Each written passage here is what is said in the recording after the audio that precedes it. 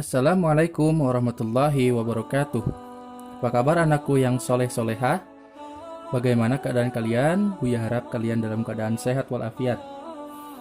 Pada kesempatan kali ini, kita akan masih membahas mengenai kandungan surat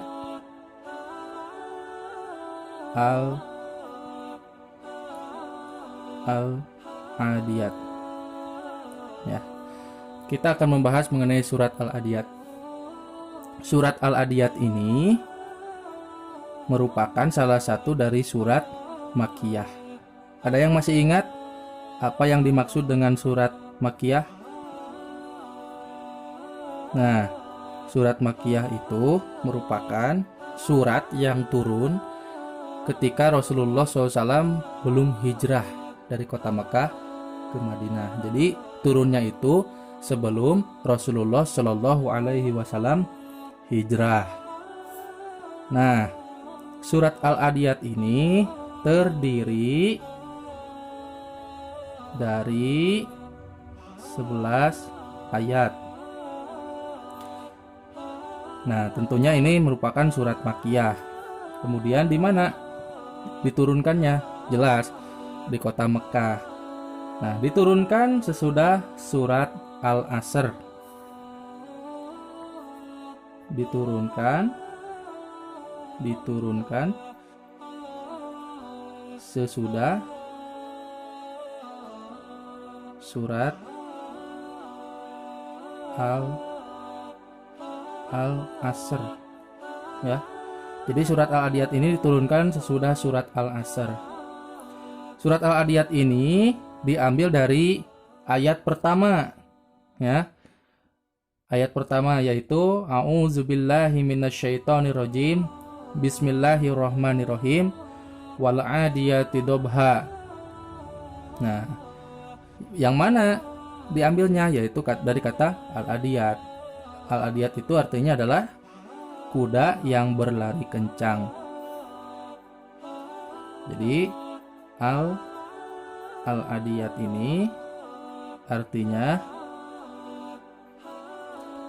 kuda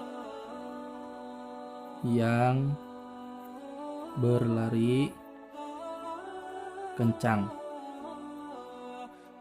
Nah, jadi surat Al-Adiyat ini diambil dari ayat pertama.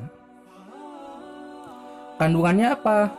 Yaitu kandungan surat ini berisi tentang ancaman Allah kepada manusia yang ingkar dan yang sangat mencintai harta benda. Jadi ancamannya yaitu kepada orang yang senantiasa ingkar dan senantiasa mencintai harta benda. Mereka akan mendapat balasan yang setimpal ketika mereka dibangkitkan dari kubur dan isi dada mereka ditampakkan. Nah, di antara isi dari surah Al-Adiyat ini, yang pertama, isi surat Al-Adiyat. Al-Adiyat. Isinya apa?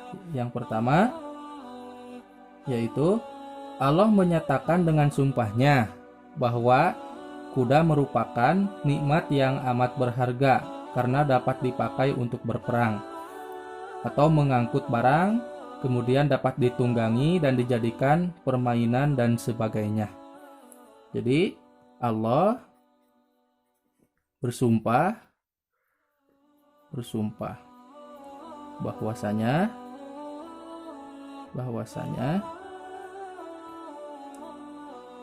kuda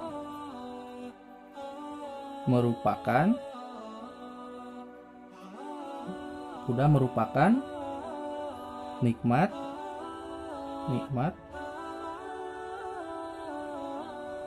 nikmat yang amat berharga.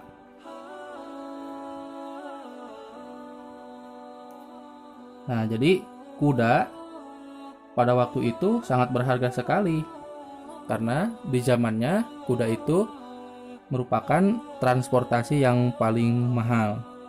Nah, bahkan Allah pun bersumpah bahwasanya kuda itu merupakan kenikmatan yang sangat berharga. Kemudian yang kedua yaitu kuda masih tetap dipergunakan dalam medan perang. Kuda masih tetap digunakan dalam medan perang. Karena jelas zaman dulu itu salah satu transportasi dalam perang itu salah satunya adalah kuda. Di antara gajah yaitu ada kuda. Kemudian yang ketiga yaitu isi kandungan surah Al-Adiyat itu bakhil adalah suatu perbuatan yang tercela dan dilarang oleh Allah Subhanahu wa taala. Orang yang berlaku bakhil akan dimurkai Allah dan dibenci orang lain serta masyarakat, bahkan akan menyulitkan dirinya sendiri. Karena di dalam Quran surat Al-Adiyat ayat 8 disebutkan, dan sesungguhnya cintanya kepada harta benar-benar berlebihan. Nah, jadi kita harus menjauhi sifat bakhil. Karena bakhil merupakan perbuatan yang tercela.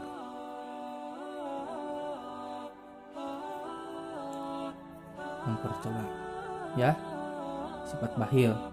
Nah, disinggung dalam Al-Quran surat Al-Adiyat ayat 8. Nah, untuk menghindari perbuatan bakhil, seharusnya kita berusaha selalu berbuat baik kepada orang lain dan suka membantu atau memberikan bantuan kepada orang lain.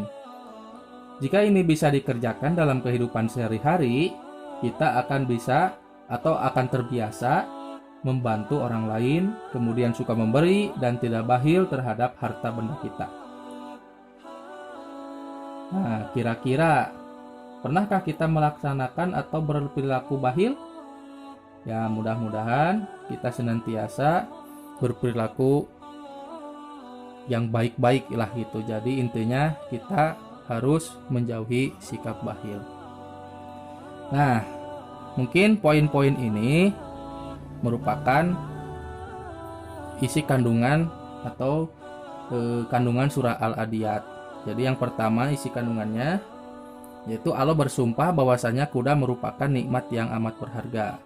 Kemudian kuda masih tetap dipergunakan dalam medan perang. Dan yang ketiga, bakhil merupakan perbuatan yang tercela. Artinya kita sebagai umat Islam, umat mukmin itu harus senantiasa menjauhi sifat bakhil. Nah, untuk pertemuan kali ini dicukupkan sekian. Mudah-mudahan kalian paham dan bisa dimengerti. Jangan lupa untuk membaca surat Al-Adiyat beserta artinya, dipahami ya. Jadi mudah-mudahan kalian hafal dengan artinya, karena sesuatu ayat kalau hafal dengan artinya, insya Allah kalian pun akan memahami isi dari ayat tersebut. Aqulu qouli hadza wa astaghfirullah li wa lakum. Wassalamualaikum warahmatullahi wabarakatuh.